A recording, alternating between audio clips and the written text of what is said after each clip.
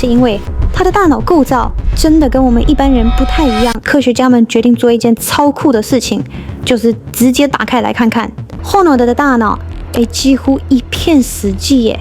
Alex Honnold made history Sunday in front of thousands of spectators. 你想想看哦，我們大部分人光是站在3樓的陽台往下看，可能就覺得腳底有點癢癢的，腿軟了。Who gathered to see the legendary American free climber scale Taiwan's tallest building. 但是你有想過嗎？竟然有一個人，他可以在沒有任何繩索保護的情況下，徒手爬上將近3000英尺，幾乎是垂直的岩壁上，而且心跳還非常平穩。這個人就是亞歷克斯·赫諾德。Hello。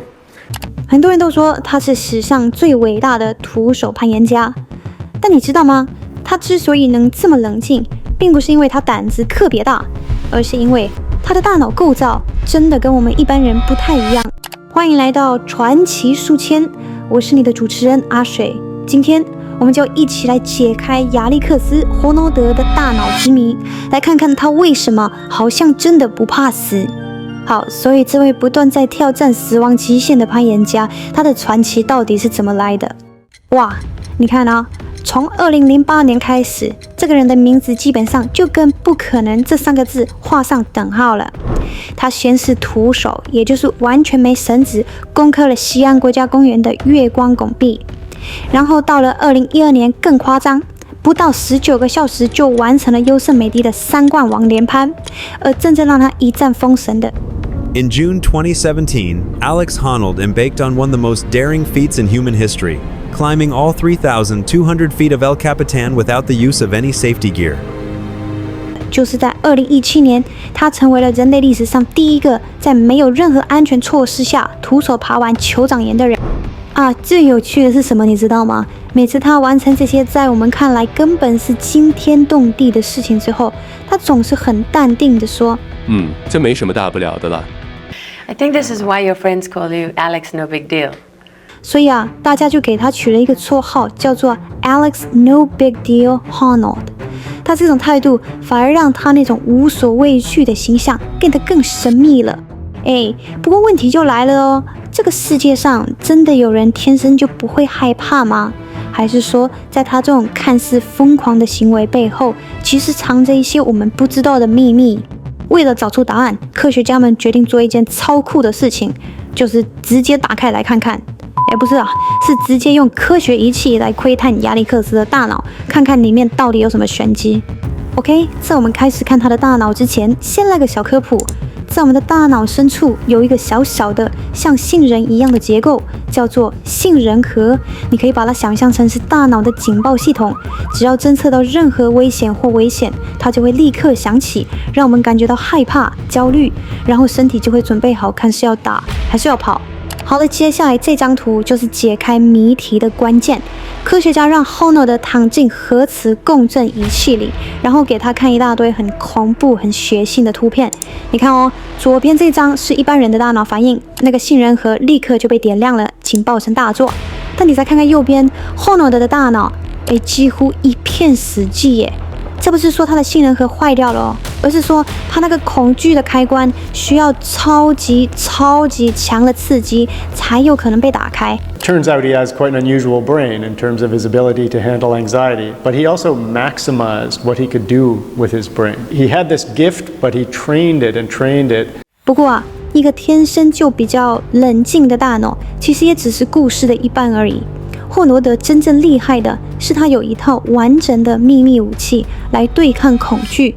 很多人都以為他就是那種追求刺激、腎上腺素爆棚的冒險狂，但我跟你說，事實上完全相反。The thing with climbing is at least you're choosing the risks that you're taking, and obviously I'm training for them, I'm preparing for them. You know, I have like imagery of the building at home, so I can visualize the moves. You know, like there's a lot that goes into it. 他其實是一個極度深思熟慮、一絲不苟的規劃者。對他來說，這不是在冒險，而是在執行一個已經排練到完美的計劃。他的方法大概有3個關鍵步驟。首先叫做視覺化，在真的爬之前，他會把所有最壞的情況巨細靡遺的在腦中想過一遍，包括失手、墜落，甚至是死亡。再來是預演。他會綁着安全繩，把同一條路線重複練習幾百次，甚至上千次，練到每一個抓點、每一個踩點都變成身體的本能反應。最後一步叫做脫敏，透過長年累月這樣不斷地暴露在風險中，他成功地把那種致命的風險在大腦裡重新定義成一個可以被解決的技術性的難題。當然啦，光有心理準備還不夠，身體要跟得上啊，不然也是白搭。所以他的體能訓練是極度嚴苛的，比方說他會用直立板做一種叫中繼器的訓練，就是抓7秒休息3秒，一直重複，這就是為了鍛鍊出那種超乎常人的前臂耐力。在準備重要挑戰的時候，他1個禮拜的訓練量甚至會高達40個小時，目的只有一個，建立超級龐大的有氧基礎。因為他知道身體一旦疲勞，心魔就會趁虛而入，而那個才是真正致命的錯誤。Doubt is the precursor to fear, and I knew that I couldn't experience my perfect moment if I was afraid. I had to visualize and rehearse enough to remove all doubt. 我覺得霍諾德自己講的這句話就完美總結了這一切。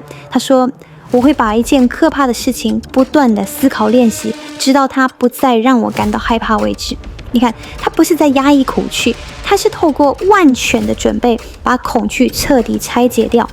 那當他從岩壁上回到地面，回到我們一般人的生活中的時候，他又是一個怎麼樣的人呢？對於霍諾德來說，恐懼已經不是那種會讓你嚇到腿軟、不知所措的情緒了，它更像是一種身體的感覺，就像肚子餓了或是口渴了。它只是一個訊號，提醒你，這裡該注意一下咯，而不是一個讓你崩潰的警報。它變成一種可以被管理、可以被處理的生理反應。而且它也不是只有攀岩而已。很多人可能不知道，他早在2012年就創立了霍諾德基金會，專門在世界各地推廣太陽能，幫助那些偏遠地區可以有乾淨的能源用。